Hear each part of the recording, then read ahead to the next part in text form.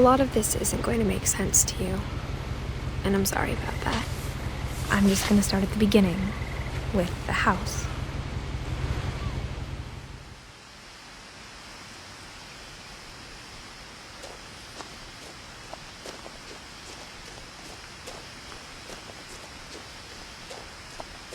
I lived here until I was 11, but I wasn't allowed inside half the rooms.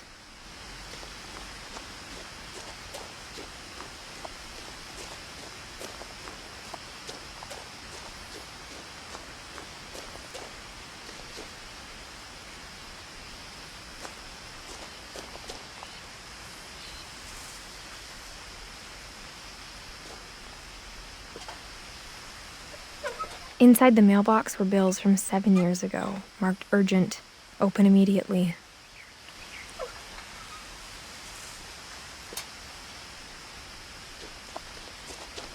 I hadn't been back since my brother Lewis's funeral.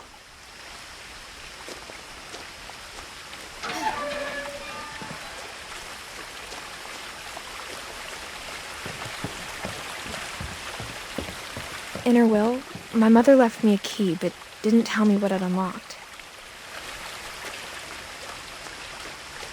Maybe she thought I'd know, or she thought that the mystery would be enough to bring me back.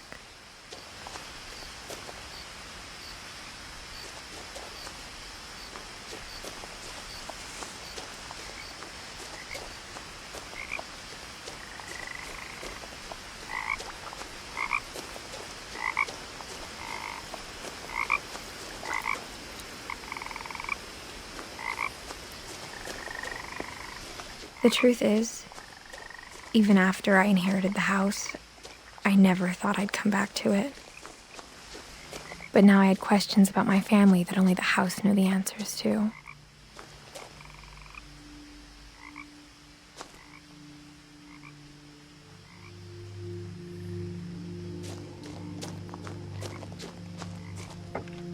The woods around the house have always been uncomfortably silent, as if they're about to say something but never do.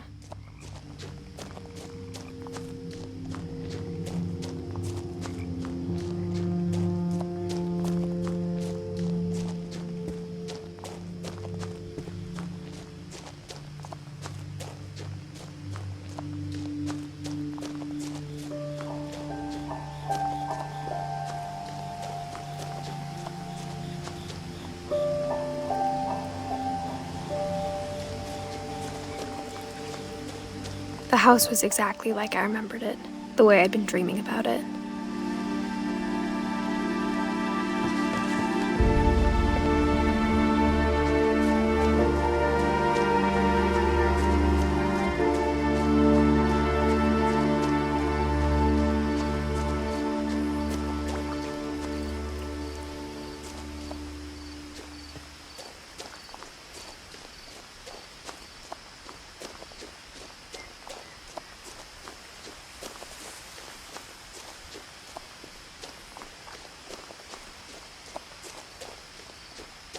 As a child, the house made me uncomfortable in a way I couldn't put into words.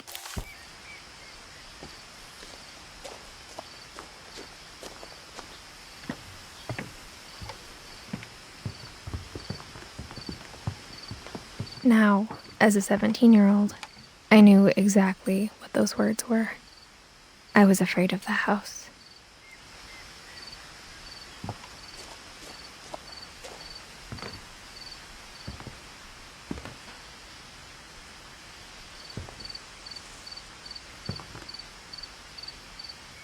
I hoped the key might unlock the front door.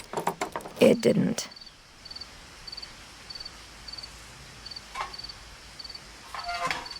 Looking in, I felt like the house itself had been waiting for me.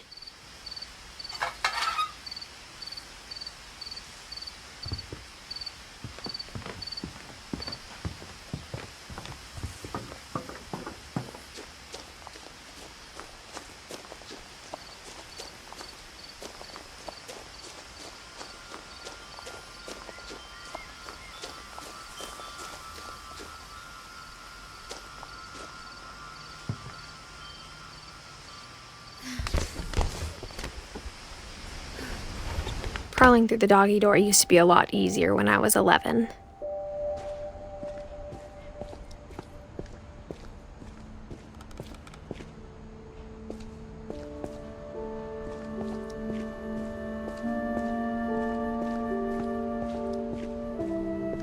For the first time in years,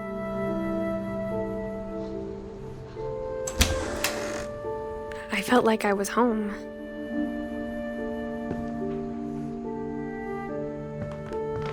But instead of a family, there were just memories of one.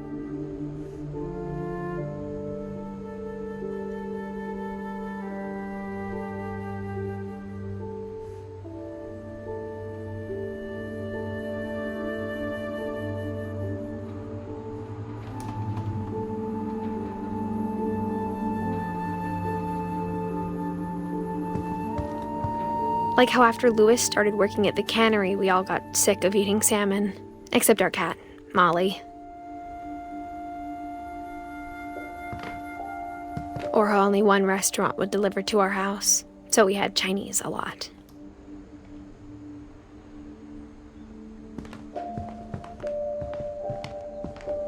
Nothing in the house looked abnormal.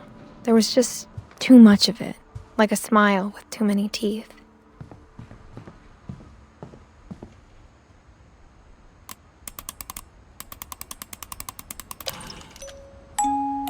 Great-Grandpa Sven built a music box for Barbara, along with the rest of the house.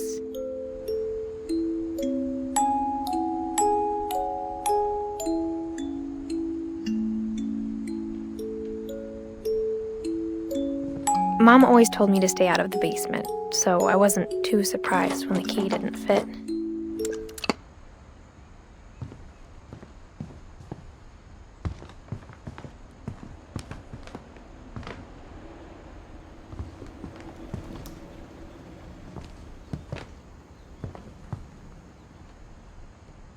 Even the fireplace had a story.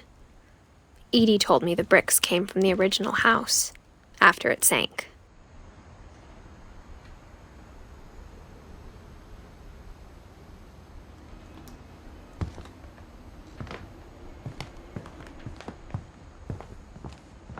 The table was still a wreck from the night we left. It was like a bomb had gone off, killing everyone but sparing the furniture.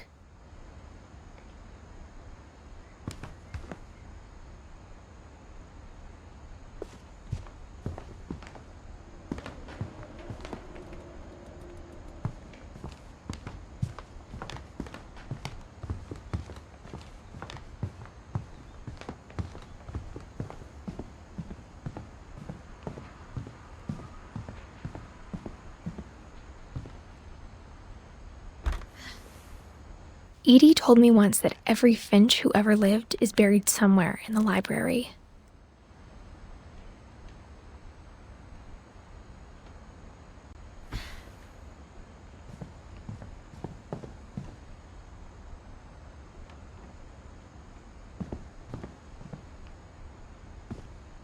After Milton disappeared, Mom sealed up all the bedrooms. Then Edie retaliated and drilled peepholes.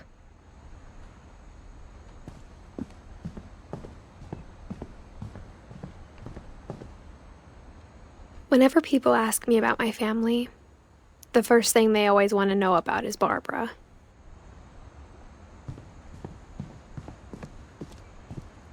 Mom must have locked the third-floor stairs on the night we left.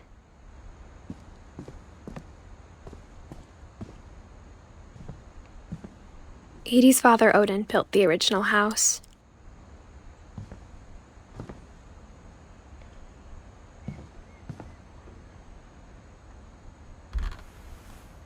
Barbara was a child star for 2 years, until America grew out of it.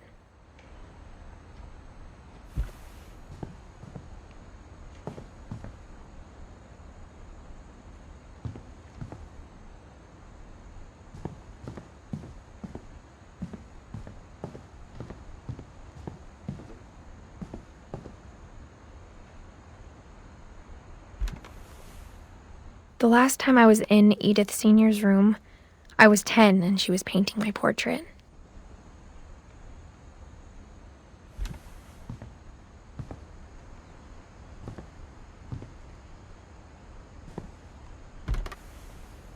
As a kid, I just assumed every house had peepholes and sealed rooms you weren't allowed inside of.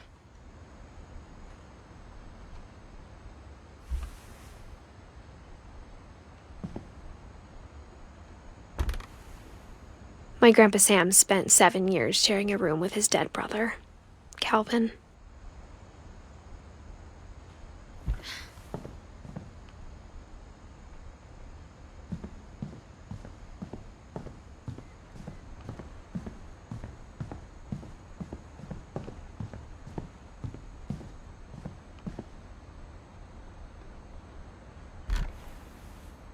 Molly always seemed like a girl I could imagine being friends with, if she hadn't died in 1947.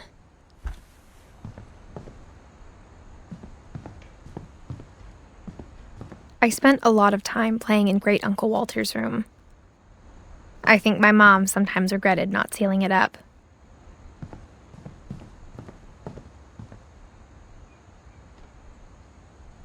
Lewis told me there were secret passages, but I never believed him.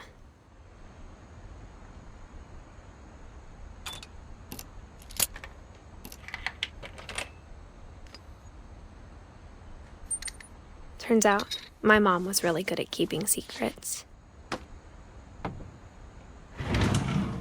Now it was time to find out what my mom had been afraid of.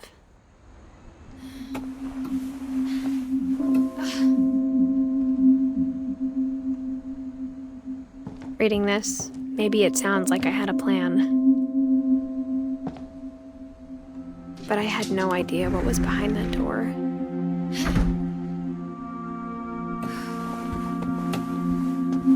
Just like I had no idea where all this was gonna lead.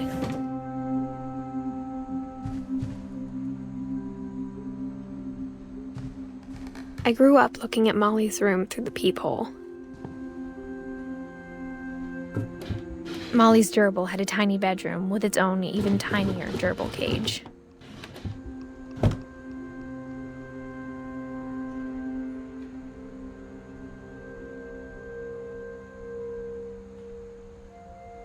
Being inside for the first time, I felt like I'd stepped behind a painting.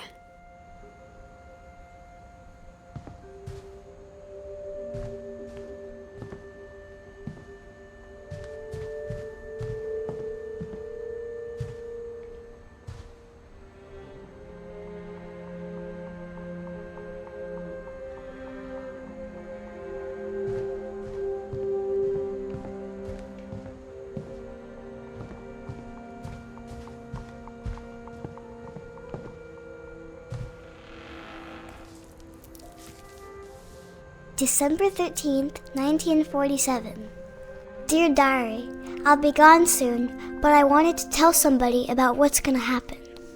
It started when Mom sent me to bed without dinner. I woke up and I was starving, so I looked around for something to eat.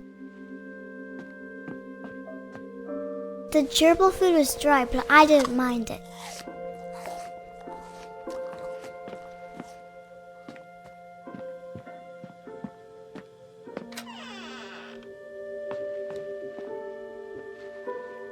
I kept eating and eating.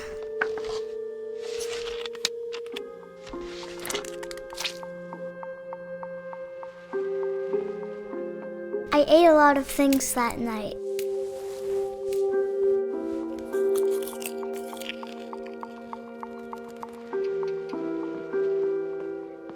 Then I heard chirping outside my window. It was a barn swallow going back to her nest. I reached out for her.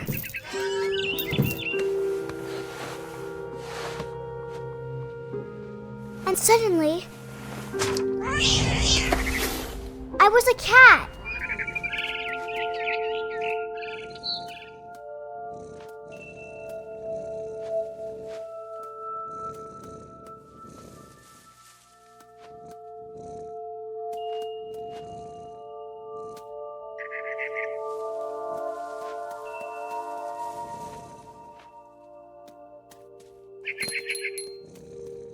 I tried to be quiet, but the bird was really scared.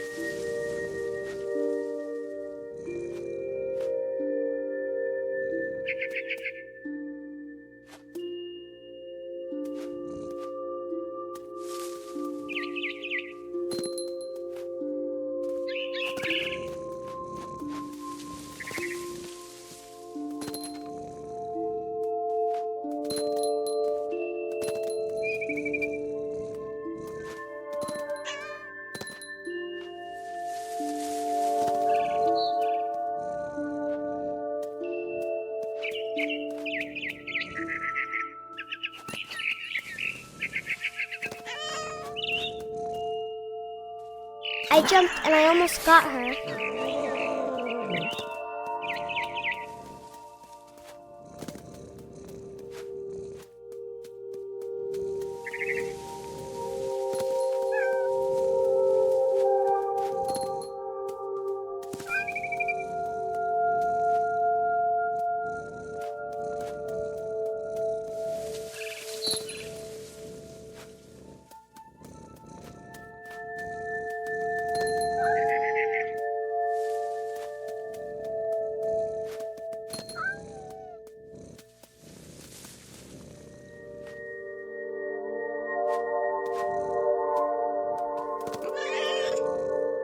Now I was up in the big tree.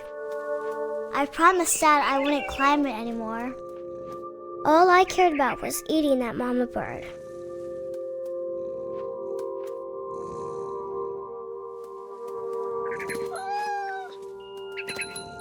I gobbled her up. And suddenly, I was an owl. First, all I heard was the wind. Then I heard little teeth nibbling in the grass.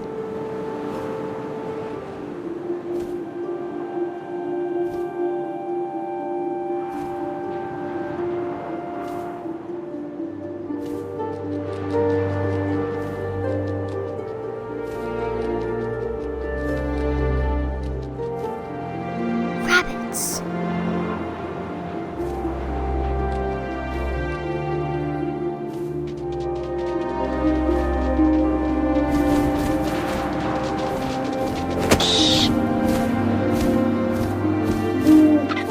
I imagined his face looking up and seeing mine through my talons. I swallowed him up, and I didn't chew one bit. Then I flew off to find something bigger.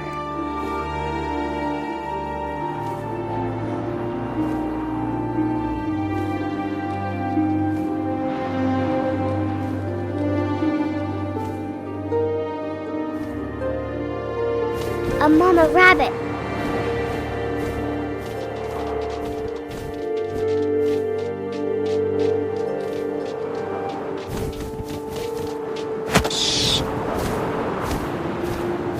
She was almost too big to carry. I started choking, but I couldn't stop eating. And suddenly, I was a shark.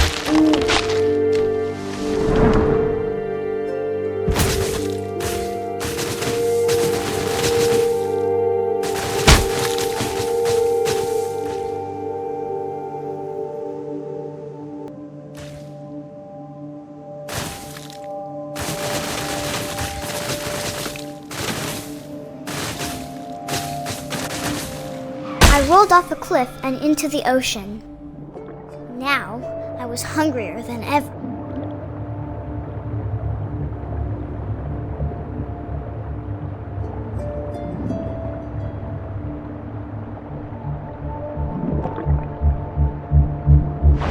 I wanted fat, juicy seals.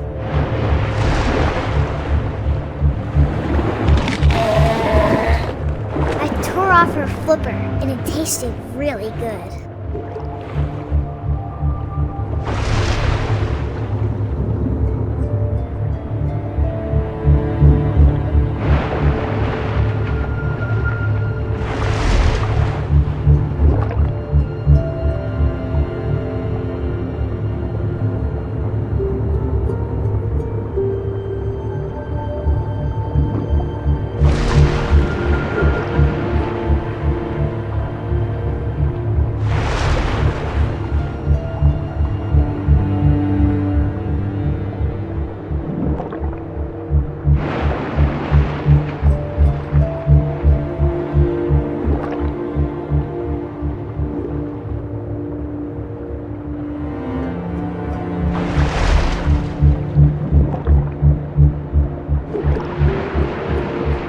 Grabbed on tight.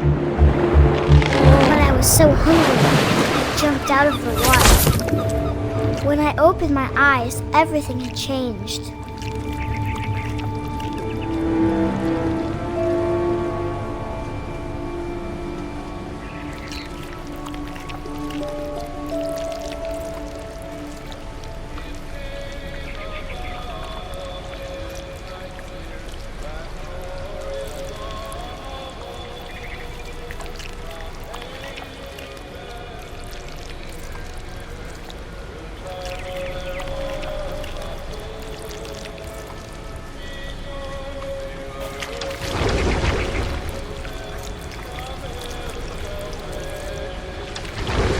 was a monster and I smelled people everywhere.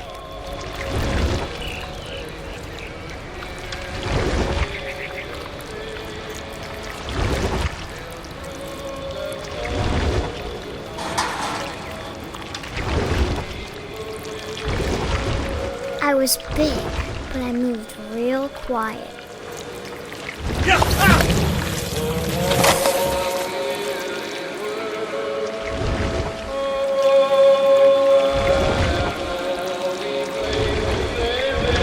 I wanted to stop, but also I didn't.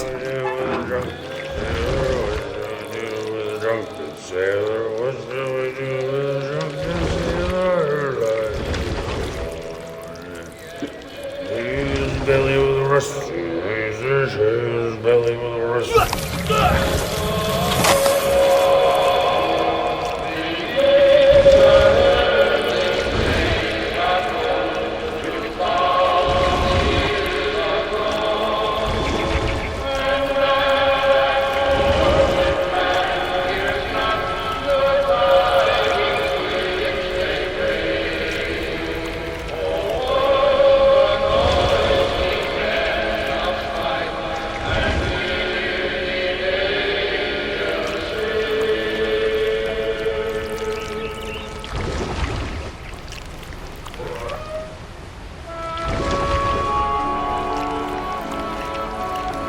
After the last passenger, I was still hungry. And across the water, I smelled something new. Something I had to have, so I swam towards it.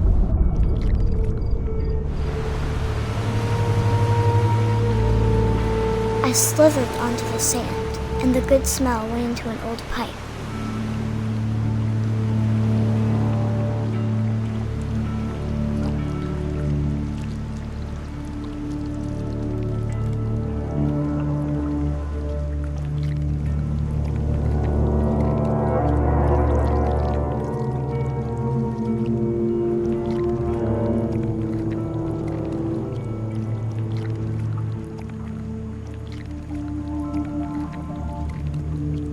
I got closer and closer.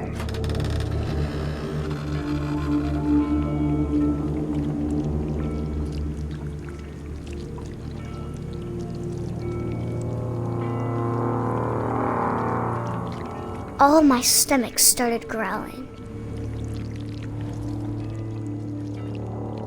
And suddenly, I was me again. I held my breath for a long time, but I couldn't hear anything. I think it's waiting for me to fall asleep. But it's not going to wait much longer. It needs to feed, and we both know I will be delicious.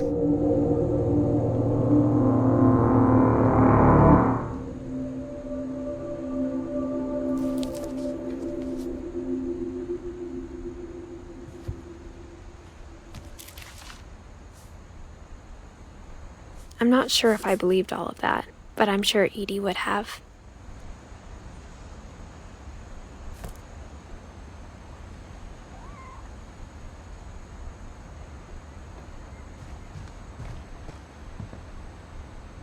I can't describe it, but I felt like some part of Molly was still here.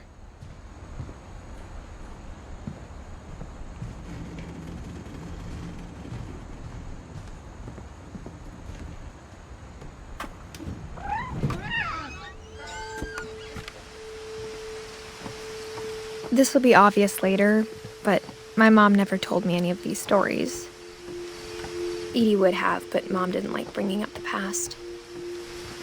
Though, when we adopted a stray kitten, she was the one who named it Molly.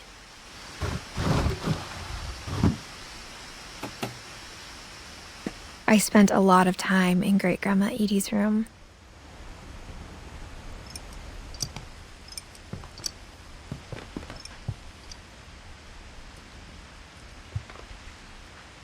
Louis died a week before we left, but Edie had already started to memorialize him.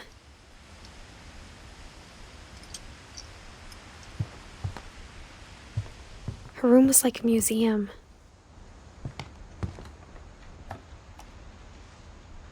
For 500 years, the Finches have been famous throughout Norway for their fortune. and misfortune.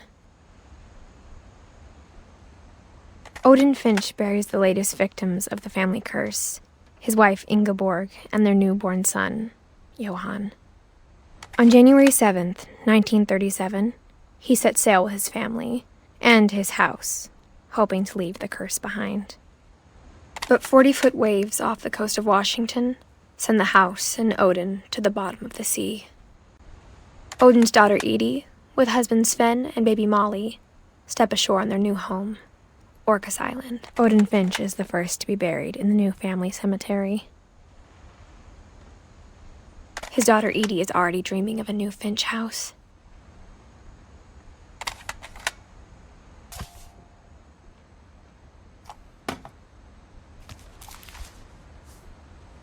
Whatever's wrong with this family, it goes back a long ways.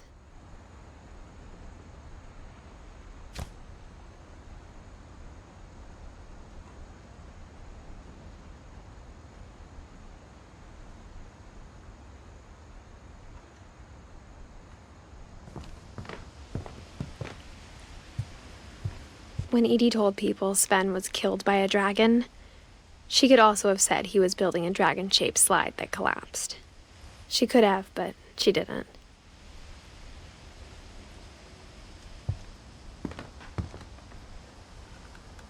Even in her 90s, sometimes Edie seemed a lot younger than my mother.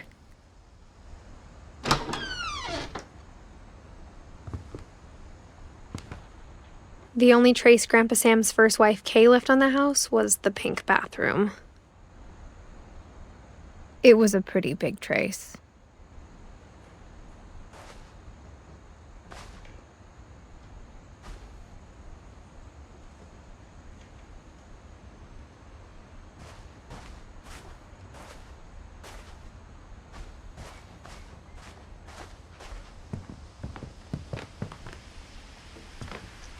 Edie gave a big interview about a mole man living under the Finch house. My mom was furious.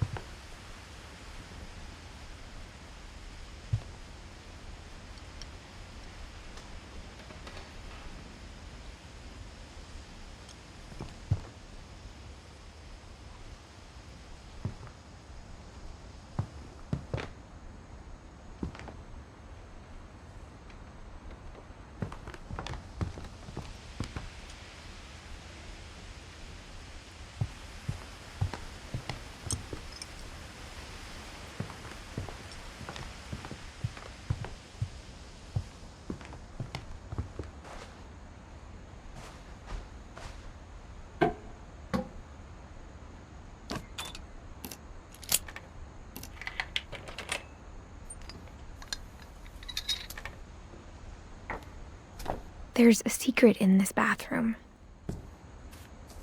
It's in the last place you would look. It isn't in the cupboard. It's hidden in this book.